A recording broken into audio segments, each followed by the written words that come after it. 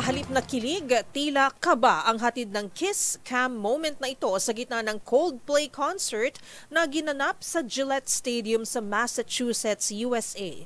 Imbis kasi na sweet couple ang makunan, nagulat ang lahat nang mahagip sa screen ang di umano'y lihim na relasyon ng isang kilalang CEO at head ng Human Resources ng sarili nitong kumpanya.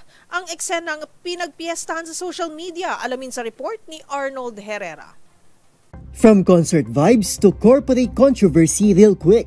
Lakas makateleserye ang isang viral kiss cam segment na ito na nakunan sa Coldplay concert, kung saan makikita sa audience ang CEO ng AI firm na astronomer na si Andy Byron na may tila kalabing-labing na isang babae. Ang problema, kinilalang babae bilang si Christine Cabot, ang human resources head ng kanyang kumpanya.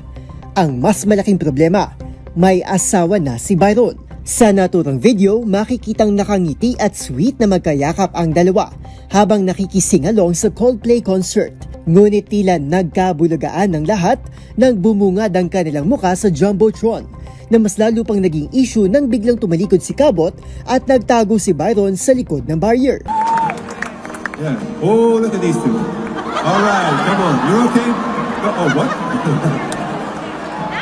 Either they're having an affair or they're just very shy. Hindi rin nakatulong ang paborong komento ng Coldplay lead vocalist na si Chris Martin sa naging misteryosong aksyon ng dalawa. Ang mga netizen hindi napigilang tumaas ang kilay, lalo dahil tila mismong HR head pa ang pumalpak bilang role model ng professionalism at magandang work ethics. Kaugnay niyan, naghain ng formal na investigasyon ng Board of Directors ng astronomer habang pinag-leave muna si Byron mula sa kanyang pwesto.